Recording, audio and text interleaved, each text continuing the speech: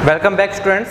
कल हमने देखा था कि हमारी जो फर्स्ट ऑर्डर और हायर डिग्री की इक्वेशन होती हैं उसके दो स्पेशल केस देखे थे कि हमें यदि इक्वेशन हमारी दी हुई है सॉल्युबल फॉर एक्स या फिर सॉल्युबल फॉर वाई, और यदि आपने वो लेक्चर नहीं देखा तो उस लेक्चर को देख लीजिए, उसके बाद में फिर हम आगे बढ़ेंगे। तो आज का जो टॉपिक है वो हमारा टॉपिक है लाग्रांज इक्वेशंस, और जो लाग्रांज इक्वेशन है ये भी एक स्पेशल टॉपिक है फर्स्ट ऑर्डर हायर डिग्री की इक्वेशन को सॉल्व करने का। और लाग्रांज इक्वेशन जो होती है वो इस प्रकार से होती है y equal to x into g p plus f p. यहाँ पे g एंड p, g और f हैं जो फंक्शंस हैं p के, और इन फंक्शंस और यहाँ पे जो p है वो हमारा है dy बाई डी एक्स। तो लाग्रांज इक्वेशन है वो है y equal to x into g p plus f p के फॉर्म में। तो जब भी हम लाग्रांज इक्वेशन को सॉल्व करते हैं तो इसका एक बेसिक मेथड होता है सॉल्व करने का। तो उस सॉल्व करने से पहले हम इसका स्पेशल केस देखते हैं कि लाग्रांज इक्वेशन के अंदर यदि हमारा जीपी है, इस जीपी की वैल्यू यदि पी हो जाती है तो हमारी जो इक्वेशन है वो क्लोरेट फॉर्म में आ जाती है और उसको क्लोरेट इक्वेशन कहते हैं। So Clairaut form is a special case of Lagrange functions, Lagrange equations.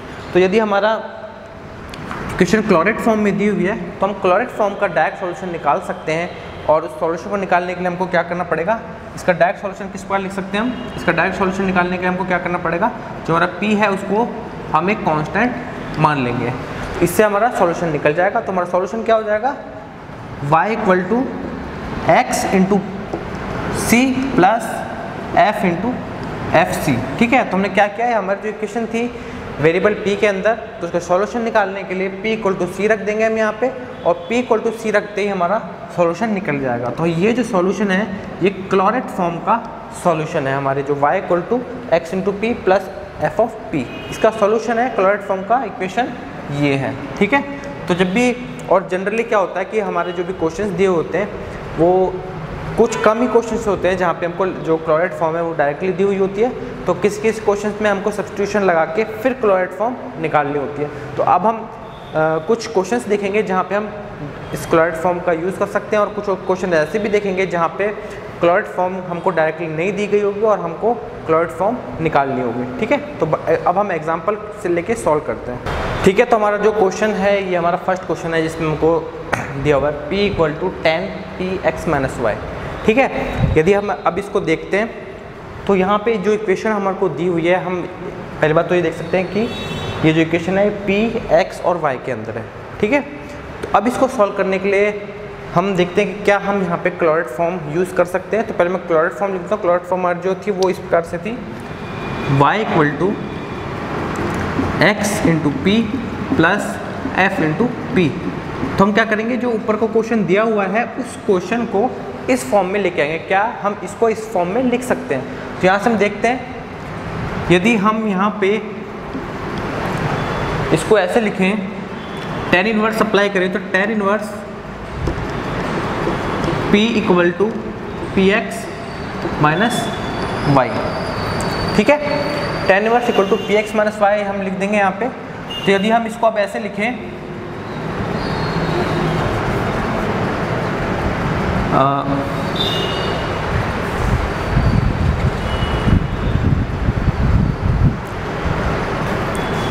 यदि हम इसको अब ऐसे लिखें, y equal to p x minus tan inverse p, तो अब हमारा जो क्वेश्चन है उसको कंपेयर करते हैं हमारे क्लोरेट फॉर्म से। तो हम देखते हैं यहाँ पे y equal to p x, तो y equal to p x तो यहाँ पे लिखा हुआ है, और प्लस में क्या, प्लस में जो एफ पी है वहाँ पे वो क्या है, वो माइनस tan इनवर्स p। तो हम यहाँ से क्या लिख सकते हैं, जो हमारा एफ पी है, एफ पी हमारा हो गया माइनस tan इनवर्स p।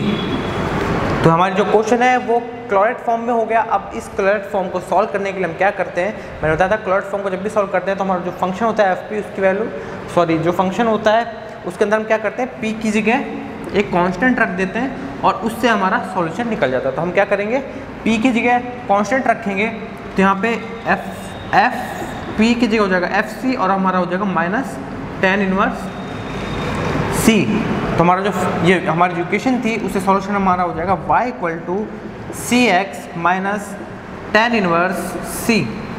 ठीक है, तो ये जो हमारा हो गया ये क्लोरेट फॉर्म का सॉल्यूशन हो गया। तो क्लोराइड फॉर्म हमारे क्वेश्चन में जहाँ भी दी हुई होती है उसको सबसे पहले क्लोराइड फॉर्म को जनरल उसके फॉर्म में लेके आते हैं, फिर वहाँ पे हमारा जो P दिया होता है उस P को कांस्टेंट रखते हैं, हमारा सॉल्यूशन आ जाता है। तो ये तो हमारा एग्जांपल था जहाँ पे हमको डायरेक्टली हमको क्लोराइड फॉर्म दी हुई थी और हमने उसको सॉल्व करके हमारा आंसर निकाल लिया। अब हम देखते हैं हमारे नेक्स्ट एग्जाम्पल जहाँ पे हमको डायरेक्टली हमको क्लोराइड फॉर्म नहीं दी होगी। ठीक है, तो अब हमारा जो एग्जाम्पल है, अब हम इसमें देखते हैं हमारा एग्जाम्पल हमको दिया हुआ है x square into y minus p x equal to y p square. तो अब जो हमारा एग्जाम्पल है इसको हम देखते हैं कि यहाँ पे एक्स स्क्वायर का टर्म भी है और एक पी स्क्वायर का टर्म भी है। तो हम यहाँ से देखते हैं कि हमारा जो क्वेश्चन है वो डायरेक्ट क्लोराइड फॉर्म में नहीं दिया हुआ है। तो इस क्वेश्चन को हमको क्लोराइड फॉर्म में लाने के लिए हम क्या करेंगे, यहाँ पे एक प्रतिस्थापन लगाएंगे, सब्स्टिट्यूशन लगाएंगे और सब्स्टिट्यूशन में हम क्या करेंगे कि हमारा जो एक्स स्क्वायर है उसको एक नया वेरिएबल मानेंगे और एक वाई स्क्वायर उसको नया वेरिएबल मानेंगे। तो हम यहाँ क्या करते हैं एक्स स्क्वायर को हम यहाँ करेंगे एक्स स्क्वायर को एक नया वेरिएबल u और साथ साथ वाई स्क्वायर को नया वेरिएबल v।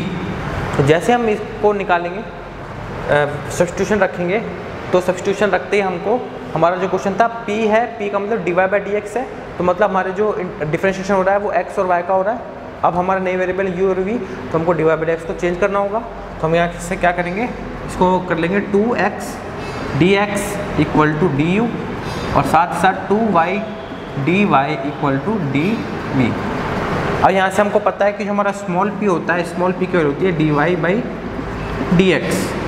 अब हमको क्या करना पड़ेगा यहाँ से क्योंकि हमारा x और y चेंज हो चुके हैं, तो हमको यहाँ से dx और dy की वैल्यू अलग रखनी पड़ेगी। तो यहाँ से हम देख सकते हैं कि dx की जो वैल्यू है, dx की वैल्यू है du अपॉन 2x। ठीक है, dx की वैल्यू ये है और x स्क्वायर की वैल्यू हुई u, तो यहाँ से x की वैल्यू क्या हो जाएगी अंडर रूट u, तो यहाँ से हो जाएगी du upon 2 under root u। इसी के साथ साथ dy की वैल्यू आ जाएगी dv upon 2 under root v। अब हमारे पास dx और dy की वैल्यू है, जैसे हम यहाँ पे dy और dx की वैल्यू रखेंगे तो यहाँ से हमारे पास आ जाएगा dy की वैल्यू है हमारे पास dv upon 2 under root v और dx की वैल्यू रखेंगे तो यहाँ से हमारे पास आ जाएगा du into 2 under root u। जैसे हमारे पास यहाँ रखा तो यहाँ से 2 से 2 कैंसिल, तो हमारा जो स्मॉल p है, स्मॉल p की वैल्यू आ जाएगी हमारे पास under root u upon v और dv अपॉन du। ठीक है, तो स्मॉल p की वैल्यू हमारे पास आ गई equal to under root u upon under root u into dv upon du। अब हमारे पास जैसे कि dy बाई dx को हमने स्मॉल p माना था, अब हम क्या करेंगे यहाँ पे dv अपॉन du को कैपिटल p मान लेंगे। तो इसको जैसे हम क्या करेंगे कैपिटल p मान लेंगे, तो यहाँ से स्मॉल p की वैल्यू हो जाएगी under root u upon under root v into capital p। अब हमारा जो क्वेश्चन है इसमें सारे सब्स्टिट्यूशन लगाने के बाद अब हमारा क्वेश्चन है वो किस प्रकार से हो जाएगा, एक्स स्क्वायर की जगह तो हमको रखना है u, तो ये होगा u।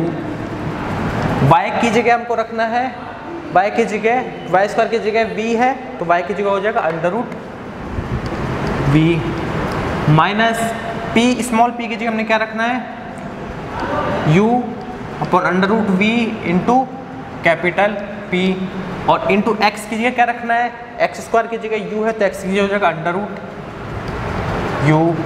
ठीक है, और इसी के साथ साथ इक्वल टू y की जगह क्या हो जाएगा अंडर रूट v और p स्क्वायर की जगह क्या हो जाएगा, इसका स्क्वायर करेंगे तो यहाँ से हमारे पास हो जाएगा u अपॉन v और p स्क्वायर।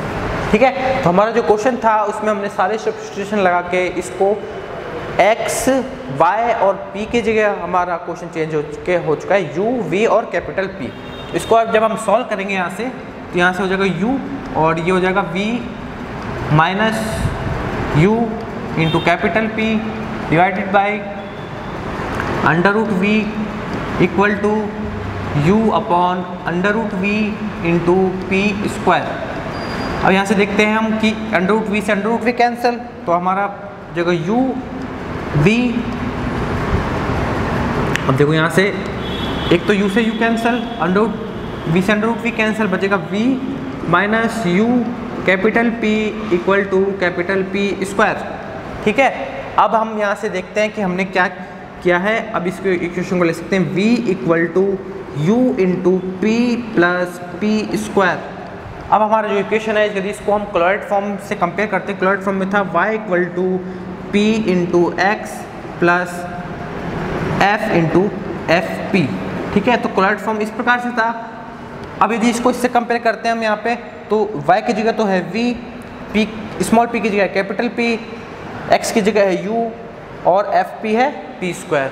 तो हमारा ये जो नए जो इक्वेशन है ये क्लोराइड फॉर्म में आ चुका है। और क्लोराइड फॉर्म का आंसर लिखने के लिए हम क्या करते हैं कि जहाँ पे P होता है उसकी जगह C रखते हैं, लेकिन यहाँ पे जो हमारा P है वो कैपिटल P है, तो यहाँ से क्या करेंगे कैपिटल P की जगह हम क्या रखेंगे कांस्टेंट। तो जैसे हमने कांस्टेंट रखा तो यहाँ से हो जाएगा V equal to U into c plus c square. अब हमारा सॉल्यूशन आ चुका है, ये इस इक्वेशन का सॉल्यूशन है, लेकिन हमको सॉल्यूशन पुराने वाले इक्वेशन का निकालना है। तो वहाँ से हम सब्स्टिट्यूशन रखा था हमने, V की जगह हो जाएगा वाई स्क्वायर, U की जगह हो जाएगा x square, C plus c square. अब हमारा जो ये आंसर आ चुका है ये हमारा